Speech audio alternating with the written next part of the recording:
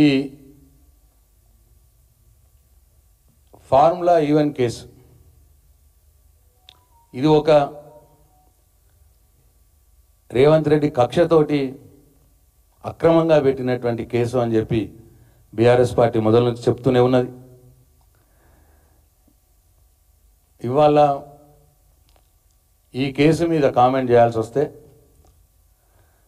డెఫినెట్గా మా కేటీఆర్ గారు మొదల నుంచి చెప్తున్నట్టు తెలంగాణ బ్రాండ్ ఇమేజ్ పెంచడానికి, హైదరాబాద్ బ్రాండ్ ఇమేజ్ పెంచడానికి, హైదరాబాద్ని ప్రపంచ క్రీడా పటంలో నిలపటానికి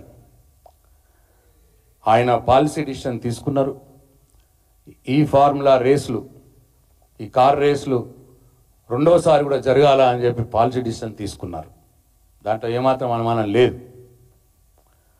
కానీ దాని తర్వాత జరగవలసినటువంటి ఎగ్జిక్యూటివ్ పని ఏదైతే ఉంటుందో అదంతా కూడా చీఫ్ సెక్రటరీ గారు ఆఫీసర్లు చూసుకోవాల్సిన పని అని చెప్పి ఆయన మొదల నుంచి చెప్తూనే ఉన్నాడు.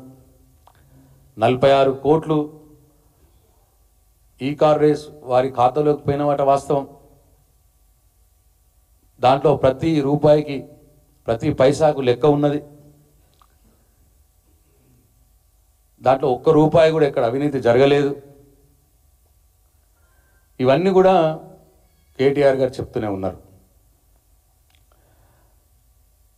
అయితే దీనివల్ల చాలా విజయాలు సంక్రమించినాయి. ఈ ఫార్ములా రేస్ హైదరాబాద్లో ఒకసారి జరగడం మూలంగా ఇట్లా 4 సార్లు జరగాల్సింది ఒక్కసారి జరిగింది. ఒక్కసారి జరిగిన దానికే హైదరాబాద్ పేరు ప్రపంచ పటంలో ఇవాళ నిలిచిపోయింది. ఇక్కడ ఉన్నటువంటి ఈ దేశంలో కావచ్చు, అంతర్జాతీయంలో కావచ్చు, అంతర్జాతీయ పరంగా ఈ మొబిలిటీ రంగంలో ఉన్నటువంటి వారు కావచ్చు, అంతర్జాతీయ కార్ రేసర్లు కావచ్చు, ఎందరో మంది వ్యాపారవేత్తలు, ఎందరో మంది సినీ ప్రముఖులు ఈ కార్ రేస్ని ఫస్ట్ టైం వచ్చినప్పుడే వచ్చి చాలా ప్రశంసించినారు. ఎంతోమంది సెలబ్రిటీస్. దీనివల్ల హైదరాబాద్ బ్రాండ్ ఇమేజ్ పెరిగింది. అట్లనే ఇవాళ ఈ ఎలక్ట్రిక్ వాహనాల తయారీ రంగంలో ఆ తయారీ ఆ యొక్క ఇండస్ట్రీస్ యొక్క దృష్టిని ఇవాళ హైదరాబాద్ నగరం ఆకర్షించింది. దానివల్లే ఇవాళ ఎలన్ మస్క్ లాంటి వారు కూడా ఇవాళ ఇక్కడ వాళ్ళ కారును ఉత్పత్తి చేసుకోవడానికి కూడా సిద్ధమవుతూ ఉన్నారు. ఇట్లా ఎలక్ట్రిక్ వాహన రంగం ఇక్కడ స్థిరపడి, హైదరాబాద్లో స్థిరపడి తెలంగాణలోని నిరుద్యోగ యువతకు ఉపాధి కలిగే విధంగా బ్రహ్మాండమైన ఫారిన్ ఎక్స్చేంజ్ రెవెన్యూ తీసుకువచ్చి తెలంగాణ రాష్ట్రాన్ని, తద్వారా భారతదేశ ఆర్థిక రంగానికి కూడా ఊతమిచ్చే విధంగా ఈ కార్ రేస్ ఉపయోగపడుతుందని ప్రబలంగా భావించి కేటీఆర్ గారు పాలసీ డిసిషన్ తీసుకున్నారు. రెండోసారి కూడా జరగాల అని చెప్పి. దీంట్లో ఒక్క రూపాయి కూడా వృధా కాలేదు, ఒక్క రూపాయి కూడా అవినీతి జరగలేదు. వృధా అయింది ఎందుకంటే రెండవసారి జరగవలసిన ఈ కార్ రేసింగ్ని ఈ రేవంత్ రెడ్డి రద్దు చేసినాడు. రద్దు చేయడం వల్ల ఇవాళ ప్రభుత్వం ఆ 46 కోట్ల రూపాయలు ఇవాళ నష్టపోవాల్సి వచ్చింది తెలంగాణ. కాబట్టి కేటీఆర్ గారు తీసుకున్నటువంటి నిర్ణయం వల్ల తెలంగాణ రాష్ట్ర బ్రాండ్ ఇమేజ్ పెరిగింది.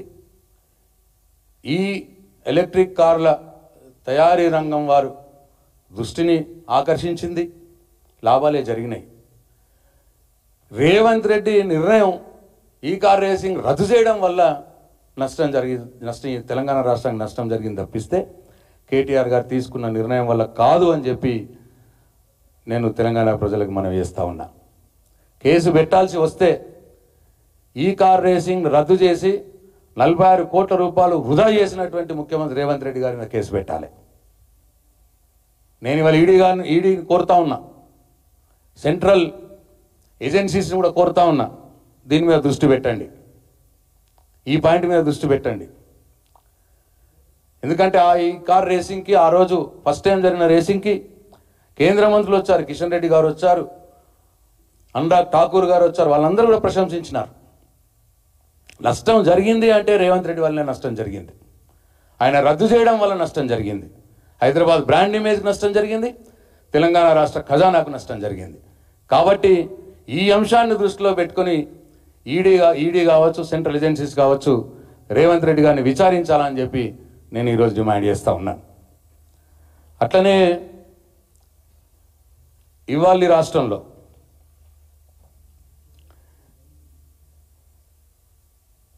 ఇవాళ కేటీఆర్ గారిని ఏసీబీ వారు పిలవగానే, అట్లనే ఈడీ పిలవగానే ఇవాళ కాంగ్రెస్ పార్టీ, బీజేపీ పార్టీ నాయకుల యొక్క ముసుగులు తొలగిపోయి అసలు రంగు బయటపడతా ఉన్నది. మేము మొదల నుంచి అంటున్నాం, తెలంగాణ రాష్ట్రంలో కాంగ్రెస్ పార్టీ, బీజేపీ పార్టీ ఇద్దరు పరస్పరం ప్రేమించుకుంటున్నారు అని అన్నాం మేము. వీళ్ళది అజబ్ కహానీ అజబ్ ప్రేమ్కి గజబ్ కహానీ అని చెప్పి మేము మొదల నుంచి అంటూనే ఉన్నాం. అది వాళ్ళ మొత్తం బయటపడిపోయింది. ఎందుకంటే ఏసీబీ రేవంత్ రెడ్డి పెట్టింది అక్రమ కేసు పెట్టి ఏసీబీని ఉసుగొల్పినారు. ఏసీబీ కేటీఆర్ గారిని విచారణకు పిలవగానే ఈ కాంగ్రెస్ ఎమ్మెల్యే లైన్ కడుతున్నారు, కాంగ్రెస్ మంత్రులు ప్రెస్ మీట్లు పెట్టడం, కేటీఆర్ అరెస్ట్ చేయాలి, కేటీఆర్ జైల్లో పోతాడు. వాళ్ళు అనగానే బీజేపీ ఎంపీలు వాళ్ళని ఫాలో అవుతున్నారు. రఘునందన్ రావు కావచ్చు, అట్లే అరవింద్ కావచ్చు, రేవంత్ రెడ్డిని డిమాండ్ చేస్తున్నారు, ఏమైంది కేటీఆర్ని జైల్లో పెట్టు అని. ఇవాళ కాంగ్రెస్ పార్టీ వాళ్ళ యొక్క మంత్రులు, ఎమ్మెల్యేలు ఏ మాట అయితే మాట్లాడుతున్నారో ప్రెస్ మీట్లలో సేమ్ లైన్లో బీజేపీ ఎంపీలు మాట్లాడుతూ ఉన్నారు, ఒక కేటీఆర్ని టార్గెట్ చేసి, ఇంకా ఒక అడుగు ముందుకేసి.